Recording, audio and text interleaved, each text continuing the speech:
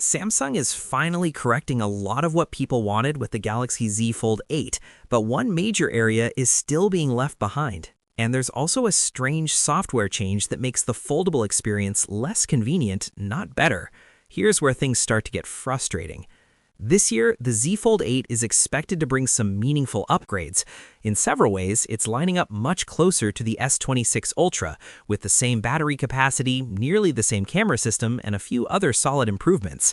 But there's one part of the hardware that tells a different story. That missing upgrade appears to be the display. A report from South Korea's ET News says Samsung will keep using the same M13 panel found since the Fold 6.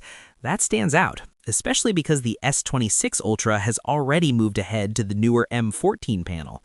And that gap is more important than it sounds. M14 is not just a routine update. It offers better color reproduction, improved power efficiency, and roughly 10 to 20% better lifespan than the previous generation. So even if this doesn't transform the phone overnight, the benefits are real, which makes Samsung's decision harder to ignore. The reported reason is cost control. With RAM getting more expensive and overall component pricing rising, Samsung may be trying to avoid pushing the phone's price even higher by sticking with older display tech. On paper, that logic works, but in reality, this is still a $2,000 device, and that changes the expectation completely. At this price point, buyers are not looking for trade-offs. Yes, the Z Fold 7 display already looks excellent, and most users probably won't spot the M13 versus M14 difference in everyday use. But that's not really the issue. When a phone costs this much, people expect Samsung to leave nothing on the table. Now pricing gets even more interesting.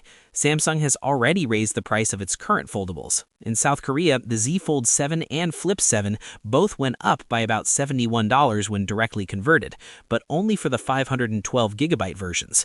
The base models stayed exactly where they were, and that detail matters. The reason behind that increase is familiar: higher global component costs, especially memory, along with exchange rate pressure.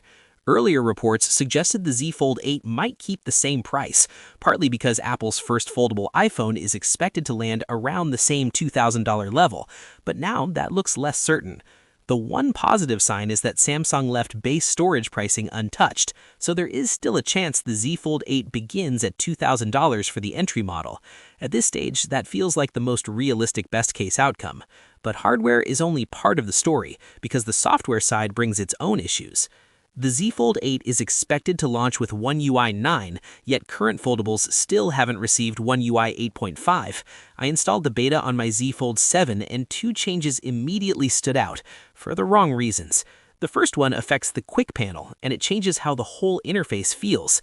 Instead of stretching across the full display, the quick panel now appears in a smaller, more restricted area. Samsung has done something similar on tablets, and now that design has reached foldables too. It may be tied to the Z Fold 8 Wide, which is expected to be wider and shorter, but the second change is the bigger problem. On the inner display, you can no longer swipe from notifications to open the quick panel. Now the only option is reaching all the way to the top right corner.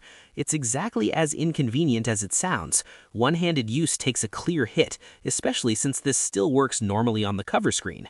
That's what makes it so confusing. The feature remains fine on the outer display, but not on the main one, and that inconsistency makes no sense. There is a workaround. If you switch the panel setting to Together, notifications and quick toggles open in a single swipe. But if you preferred them separate, that experience is basically gone.